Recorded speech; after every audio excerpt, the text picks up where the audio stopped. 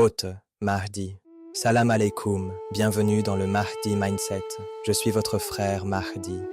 Dis-moi, qui es-tu vraiment quand il n'y a pas de caméra, pas de micro, pas de masjid, pas de regard extérieur? Juste toi, fatigué par le jeûne, et ta mère qui t'appelle pour la 3e fois, ou ton père qui répète la même remarque, encore. On aime tous l'image du croyant patient, doux, généreux. Mais regarde bien ta journée de Ramadan. Tu peux être un ange au travail, à la mosquée, avec les amis, et devenir dur, sec, parfois même tranchant, dès que tu franchis la porte de la maison. Et si je te disais que ce n'est pas un détail de caractère, mais un examen de tawhid, qu'Allah, dans le même souffle où il dit « N'adorez que moi », te parle immédiatement de tes parents. Comme si ta façon de le reconnaître, lui, se lisait dans la façon dont tu réponds à ta mère au téléphone, dont tu supportes les remarques de ton père, dont tu gères les tensions avec ta famille. Aujourd'hui, j'aimerais que tu imagines une scène. C'est l'azeur d'un jour de Ramadan. Tu as la gorge sèche, la tête un peu lourde. Tu viens de rentrer, épuisé. Tu poses ton sac, tu rêves de silence. Et au même moment, ta mère t'appelle de la cuisine. Peux-tu m'aider à porter ça? Ton père du salon. Tu as pensé à ce que je t'ai demandé hier? Un petit reproche se glisse, une phrase qui pique. Et là, dans ce minuscule instant, entre la réponse qui monte à tes lèvres et le silence que tu pourrais choisir, se joue une partie de ton adoration d'Allah. Le story encore d'aujourd'hui, c'est justement cette micro-scène de maison. Un croyant fatigué, un parent exigeant, une parole qui pourrait être dure, ou devenue, par choix, un acte de ibada. On va décortiquer ce moment-là. Pourquoi Allah a lié « n'adorez que moi » avec « faites du bien à vos parents ». Pourquoi le vrai test de ton Ramadan n'est pas seulement dans ton tasbih à la mosquée, mais dans ta capacité à adoucir ta voix quand tu es à bout de force, et que eux ne voient que leur enfant, pas ton niveau de fatigue. Le thème du jour, c'est la adoration sociale, la bonté envers les parents, les liens de famille et cette régulation émotionnelle sous le feu du jeûne. Comment transformer une tâche ménagère en sadaka, une réponse retenue en protection contre l'enfer, un appel à un oncle ou une tante oubliée en preuve de foi en Allah et au jour dernier. Alors aujourd'hui, je vais t'inviter à faire quelque chose de très simple, mais très exigeant. Regarder ta famille non plus comme une charge, mais comme un miroir de ton tawhid. Est-ce que tu obéis à ton humeur ou à ton Seigneur? Reste avec moi. On va entrer ensemble dans cette maison intérieure, là où se révèle qui tu es vraiment quand il ne reste plus que toi, ta faim, et les droits de ceux qui t'ont élevé. Ô hôte, Mahdi, imagine une maison, quelque part dans ta ville. Rien d'extraordinaire de l'extérieur. Un immeuble banal, une porte, un tapis, une odeur de soupe qui mijote pour le iftar. À l'intérieur, il y a 3 personnes. Un père fatigué, un peu rigide, une mère qui tourne dans la cuisine, et un jeune croyant, toi, assis sur le canapé, la gorge sèche, la tête lourde. On est à la fin de la journée de Ramadan. Le ventre crie, la patience s'effrite. Et c'est là que ça commence. Le père appelle. Tu peux descendre les poubelles? La mère ajoute. Et n'oublie pas de mettre la table, on n'a plus de verre propre. Dans ton cœur, une petite voix se lève. Toujours moi. Personne ne voit que je jeûne, que je suis épuisé, que j'ai prié, que j'ai lu du Coran. Stop. C'est exactement là que se joue la dimension de l'âme.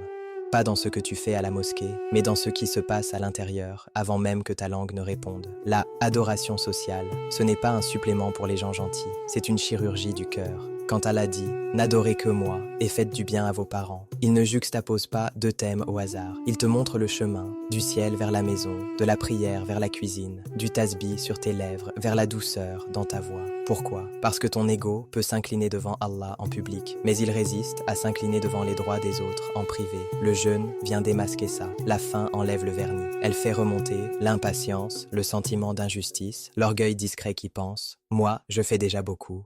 Et Allah te dit, en filigrane, si ta ibada ne t'adoucit pas à la maison, pour qui tu jeûnes vraiment? Pour moi ou pour l'image que tu as de toi-même? Reviens dans la scène, tu es sur le canapé, les nerfs à vif, tu as 2 chemins devant toi, 2 routes spirituelles qui s'ouvrent en une fraction de seconde. Route 1, tu réponds sec, mais j'ai déjà tout fait. Pourquoi vous demandez jamais à... Tu as peut-être raison, mais tu viens de nourrir ton ego. Tu as donné à ta colère la priorité sur ton tawhid. Route 2, tu inspires, tu te rappelles. Là, maintenant, ce n'est pas juste une poubelle à descendre, c'est un test de loyauté envers Allah. Il a lié son adoration à la bonté envers eux. Si je choisis la douceur, je choisis lui. Tu te lèves, tu dis juste « Inch'Allah, j'y vais tout de suite ». Tu prends le sac, tu descends, en murmurant peut-être « Rabbi irhamhuma, kama rabbayan sarira ». De l'extérieur, personne ne voit un miracle. Mais dans le monde caché, il se passe quelque chose d'énorme. Tu as brisé un petit morceau de ton orgueil. Tu as lavé ton cœur d'une rancœur silencieuse. Tu as transformé un geste banal en acte de tawhid. C'est ça, la purification par l'adoration sociale. Prendre les frictions familiales et les utiliser comme un savon pour le cœur.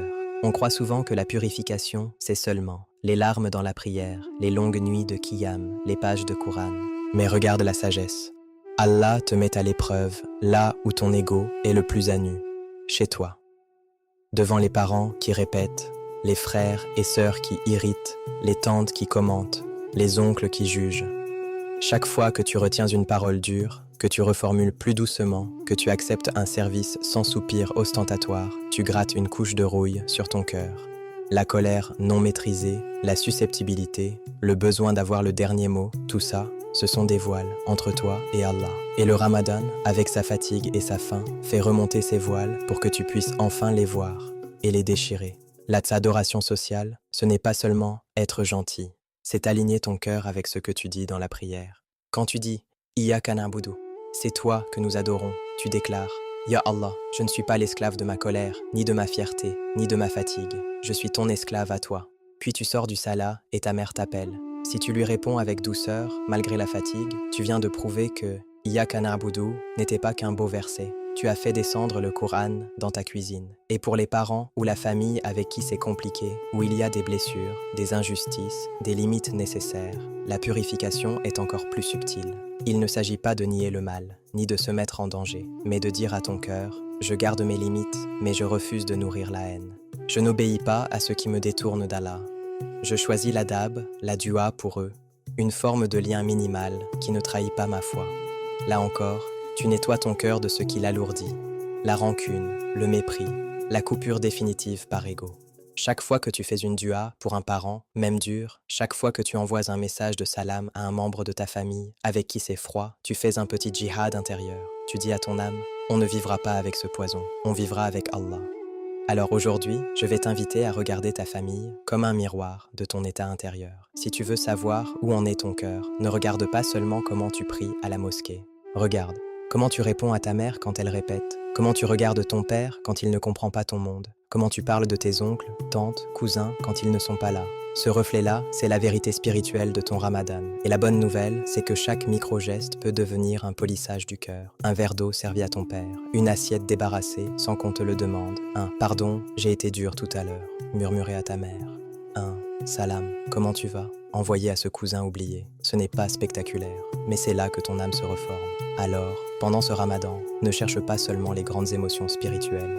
Cherche ces moments minuscules où tu peux dire à Allah, sans parole, juste par ton comportement, « Ya Rab, tu m'as demandé de t'adorer et de faire du bien à eux. Aujourd'hui, je te montre que je t'ai entendu. Je ne suis pas qu'un jeûneur affamé. Je veux être un cœur poli par le service et la douceur à la maison. Reste avec moi. » Dans le prochain segment, on va descendre de cette compréhension intérieure vers des gestes très concrets, heure par heure, pour que ta bonté envers les tiens devienne une routine de tawhid, pas juste une bonne intention qui passe. Hôte, Mahdi, imaginez Médine, en fin de journée. La chaleur est tombée, le soleil rougit l'horizon, et dans une petite maison simple, une vieille femme, presque aveugle, attend. Elle ne sait pas exactement l'heure, mais elle connaît ce moment. C'est celui où l'homme inconnu vient l'aider. Elle n'est pas musulmane, elle ne connaît pas les grandes discussions de fiqh, elle ne connaît pas les noms des compagnons. Elle connaît juste une chose. Depuis un certain temps, un homme vient régulièrement balayer chez elle, lui apporter de la nourriture, préparer ce qu'il faut, puis repartir sans dire son nom. Un jour, après la mort du prophète, Sayyiduna Omar ibn al-Khattab, l'homme puissant, l'ami du prophète, le commandeur des croyants, décide de comprendre qui était ce serviteur discret dont on lui a parlé. Il a entendu dire que le prophète avait l'habitude de s'occuper de certaines personnes faibles de Médine, en secret. Alors, imaginez la scène. Umar se lève très tôt, avant Fajr, et il suit les pas du prophète, comme il l'a déjà fait avant l'islam. Mais cette fois, le prophète n'est plus là. Il suit plutôt la trace d'une habitude prophétique. Il se renseigne, il observe.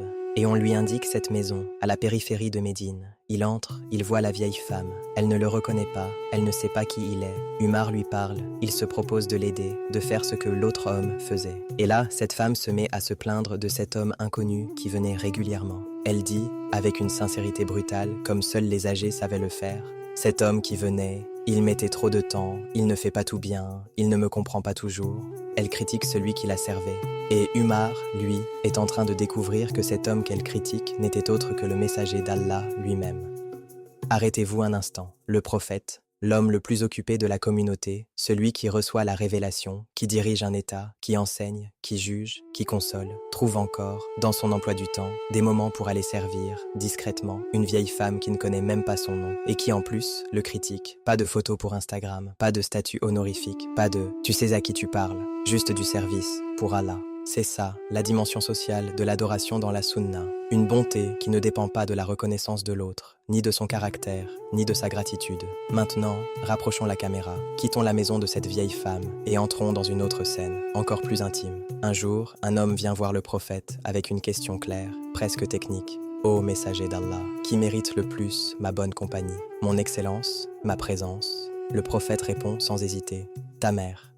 L'homme demande encore, et ensuite, ta mère, et ensuite, ta mère, et ensuite, ton père. 3 fois la mère, puis le père. Imaginez le visage de cet homme qui venait peut-être chercher un autre type de réponse. Le combat, la mosquée, le djihad, l'étude, les grands actes visibles. Et le prophète le ramène à la maison. Il lui dit, en réalité, tu veux savoir où ton excellence doit briller. Ce n'est pas seulement sous les projecteurs de la communauté. C'est dans la cuisine, auprès de ta mère fatiguée. C'est dans le salon, auprès de ton père qui radote. Pour le prophète, la hiérarchie de la bonté commence là. Encore une scène. Un autre homme vient, le cœur brûlant de désir spirituel. Il veut partir au djihad. Il veut donner sa vie. Il veut un acte spectaculaire qui prouve sa sincérité. Il dit, ô messager d'Allah, je suis venu te prêter serment d'allégeance pour l'hijra et le combat. Je laisse mes parents en pleurs. Écoutez bien la réponse. Le prophète lui demande, sont-ils en vie? Oui. Alors le prophète lui dit, retourne vers eux et fais-les rire comme tu les as fait pleurer. Subhanallah. Pour cet homme, le djihad, c'était partir loin. Pour le prophète, le djihad de cet homme-là, ce jour-là, c'était de rentrer à la maison, d'essuyer les larmes de sa mère, de rassurer le cœur de son père, de transformer ses grands discours en douceur concrète. Le prophète n'a pas dit, tu n'as pas de courage. Il a dit, en acte, ta première ligne de front, c'est le cœur de tes parents. Si tu les laisses briser pour venir vers moi, tu n'as pas compris ma mission.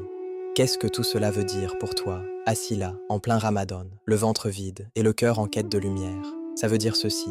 Quand tu aides ta mère à porter les courses, tu n'es pas en train de perdre du temps par rapport à ta spiritualité. Tu es en train de marcher sur les traces du prophète qui allait servir une vieille femme qu'il ne connaissait pas. Quand tu réponds doucement à ton père alors qu'il répète la même histoire, tu n'es pas juste poli. Tu es en train de vivre la réponse prophétique. Ta mère, puis ta mère, puis ta mère, puis ton père. Quand tu renonces à une dispute, que tu ravales une parole blessante, que tu retournes vers un parent ou un oncle avec qui tu étais fâché, tu es en train de faire ton djihad personnel. Retourne vers eux et fais-les rire comme tu les as fait pleurer. Le prophète a montré que la grandeur d'une âme ne se mesure pas seulement à la longueur de ses prières ou à l'intensité de ses larmes dans la nuit. Elle se mesure aussi à la façon dont elle se courbe devant une mère, dont elle se retient devant un père, dont elle se met au service des plus proches sans attendre d'applaudissements. Alors aujourd'hui, pendant que tu jeûnes, pose-toi cette question. Si le prophète entrait dans ma maison, s'asseyait un instant dans ma cuisine ou mon salon et observait comment je parle à mes parents, comment je parle de mes oncles, de mes tantes, de mes frères et sœurs, est-ce qu'il verrait un cœur qui essaie vraiment de suivre sa sunna ou un cœur qui s'est construit une religion de façade, loin de la famille? La bonne nouvelle, c'est que tu n'as pas besoin d'un grand voyage pour rejoindre sa voie. Tu as juste besoin de traverser le couloir, de frapper à une porte, de dire « Maman, est-ce que je peux t'aider avec quelque chose aujourd'hui ? Papa, raconte-moi encore cette histoire, je t'écoute. » Dans ce « je t'écoute », dans ce « je t'aide », dans ce « pardon pour tout à l'heure », il y a un parfum de la sunna qui remplit la maison. Reste avec moi. Dans le prochain segment, on va traduire cette lumière prophétique en un planning très concret, heure par heure, pour que ta journée de jeûne devienne une journée de service et de douceur à la manière du prophète. Hôte, Mahdi, ferme les yeux un instant et imagine une scène que personne ne voit, mais que tout détermine. Il est Fajr, la maison est encore sombre. Tu te lèves difficilement, la bouche sèche, la tête un peu lourde. Tu pries, tu termines ton dhikr. Et là, dans un coin de la maison, sans bruit, 2 anges se penchent sur toi. L'un d'eux dit à l'autre, « Regarde ». Il va se diriger vers la cuisine. Est-ce qu'il va lever les yeux au ciel parce que sa mère lui demande quelque chose? Ou est-ce qu'il va dire « Oui maman », tout de suite, avec douceur? Les anges ne notent pas la décoration de ta maison, ni la marque de tes vêtements. Ils notent le ton de ta voix quand tu réponds à ton père, la patience que tu offres à ta mère fatiguée, la façon dont tu parles d'un oncle que tu n'aimes pas trop, mais dont tu refuses de couper le lien par crainte d'Allah. On parle souvent des anges qui écrivent nos prières, nos sadakas, nos nuits de qiyam. Mais il y a une écriture plus intime, plus silencieuse. celle de tes réactions à la maison, quand tu es irritable à cause du jeûne, quand tu as 1000 choses en tête et que malgré tout, tu choisis la douceur. Les anges sont témoins de ce moment où tu retiens une parole blessante juste avant qu'elle ne sorte. Ils sont témoins de ce message envoyé à une tante que tu n'as pas appelée depuis longtemps, de ce pardon que tu murmures à ton père après une réponse sèche. Ils sont témoins de chaque fois où tu te dis « Ya Allah, je suis agacé, mais je vais répondre avec rahma parce que c'est toi que je vise, pas mon humeur. » Et dans le registre du jour du jugement, ce ne seront pas juste des moments de bonne éducation qui apparaîtront, mais des actes de tawhid. Parce qu'Allah a dit « N'adorez que lui et soyez bienfaisants envers vos parents. » Entre ces deux ordres, il n'y a pas de mur. C'est la même ligne, la même phrase, la même architecture. Maintenant, avance un peu dans le temps. Imagine le jour où tu seras allongé dans un lit d'hôpital, ou peut-être à la maison, les forces qui te quittent, les yeux qui se voilent. Autour de toi, il y aura peut-être un fils, une fille, un neveu, une nièce, un frère, une sœur. Et autour de vous, invisibles, encore une fois, les anges. Ils ne regarderont pas le nombre de followers que tu as eus, ni les diplômes accrochés au mur. Ils regarderont la trace laissée dans les cœurs de ceux qui portent ton nom, ton sang, ton histoire. Ont-ils appris de toi la dureté, le mépris, la coupure? Ou ont-ils appris de toi la rahma, le pardon, la patience avec les défauts des proches? Car dans la tombe, quand tout se tait, il reste deux choses qui te rattrapent comme une lumière. Les duas d'une mère satisfaite, d'un père touché par ton service, d'un proche que tu n'as jamais abandonné, même quand c'était compliqué.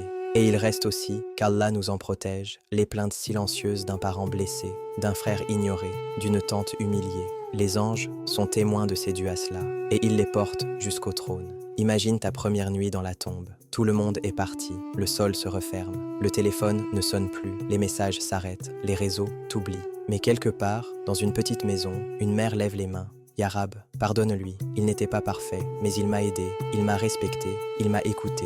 Ou un vieux père, après la prière, murmure ton nom.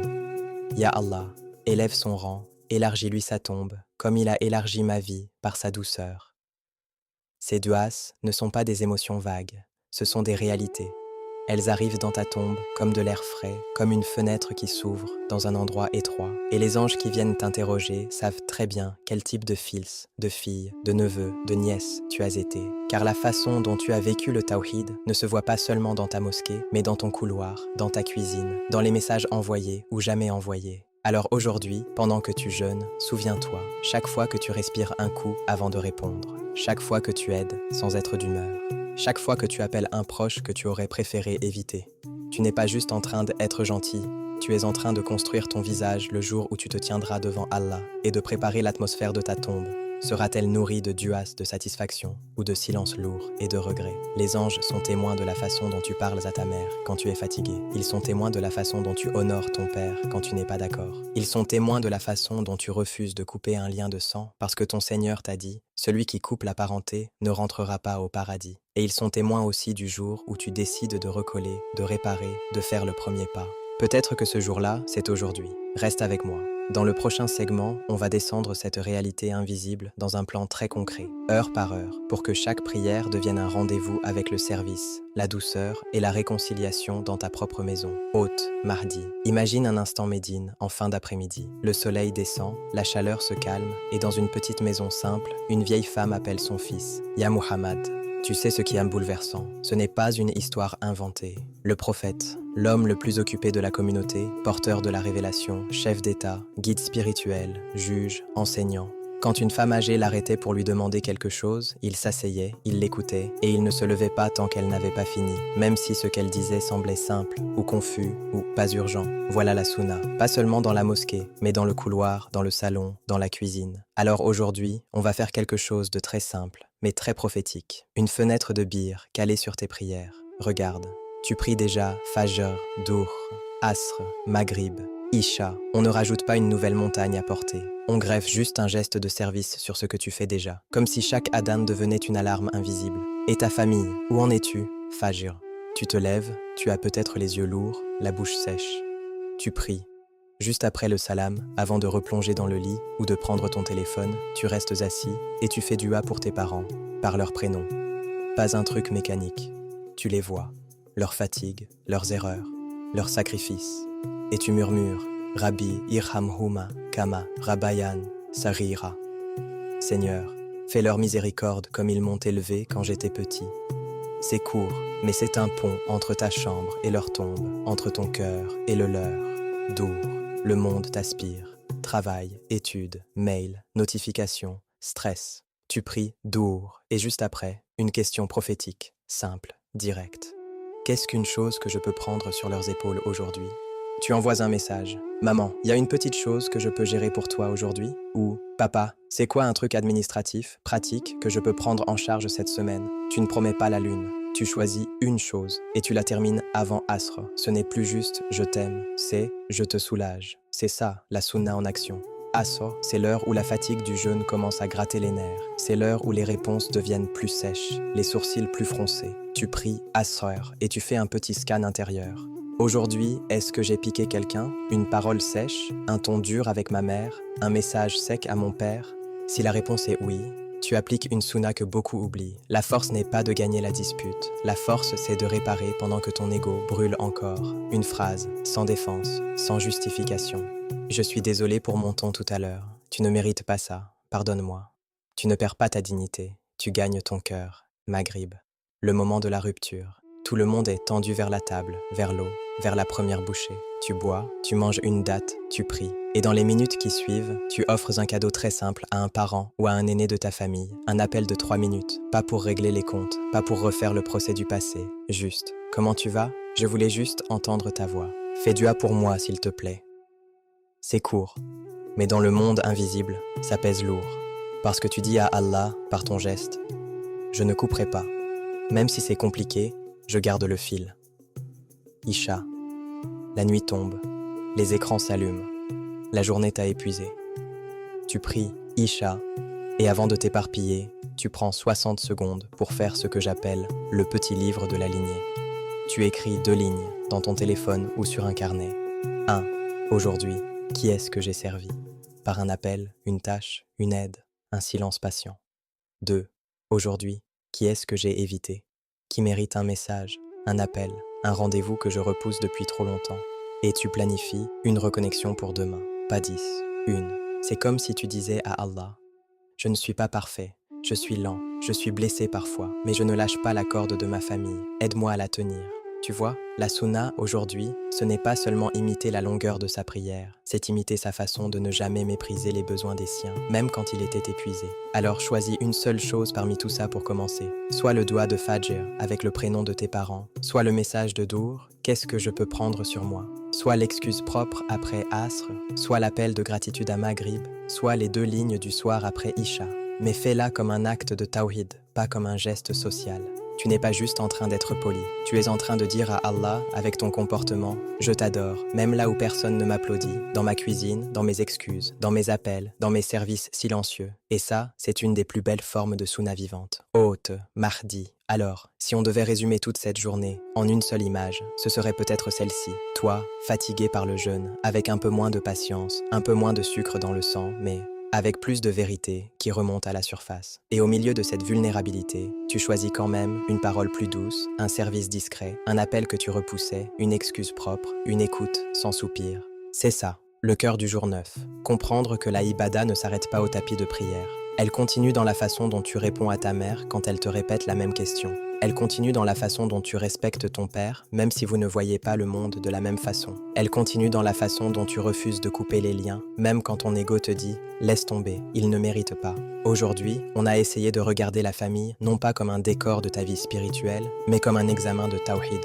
Est-ce que je peux aimer Allah au point de le laisser dicter ma manière d'aimer, de servir, de parler à ceux qui m'ont élevé, porté, supporté ? Et même si tes parents ne sont plus là, ou sont loin, ou sont compliqués, il reste toujours une porte de bir ouverte, un dua, un service indirect, un pardon offert, une sadaka en leur nom, un message respectueux, même si tu dois garder une distance saine. On va terminer avec le dua du Coran, qu'Allah lui-même nous a appris pour nos parents. Je te propose de le répéter dans ton cœur, et si tu peux, sur ta langue aussi. Rabbi irhamhuma kama rabbayan sarira. Rabbi irhamhuma kama rabbayan sarira. Rabbi irhamhuma kama rabbayan sarira. Mon Seigneur, fais-leur miséricorde, comme eux m'ont élevé quand j'étais petit. On ne dit pas juste « pardonne-leur », on demande « enveloppe-les de rahma ». Rahma, c'est plus que le pardon. C'est qu'Allah regarde leurs erreurs avec douceur, qu'il amplifie chaque petite fatigue qu'ils ont portée pour toi, chaque nuit où ils ont mal dormi, chaque inquiétude, chaque repas préparé, chaque trajet, chaque sacrifice qu'eux-mêmes ont oublié. C'est demander à Allah de transformer tout ça en lumière dans leur tombe, en sérénité dans leur cœur, en degré plus élevé auprès de lui. Et quand tu prononces ce dua, tu es en train de dire aussi: Ya Rab, même si je n'ai pas toujours été l'enfant le plus reconnaissant, même si je suis maladroit, même si je suis blessé, ne me prive pas de l'honneur d'être un enfant pieux qui prie pour ses parents. Alors, ce soir, avant de dormir, répète ce dua au moins une fois par leur prénom et laisse ton cœur se ramollir un peu.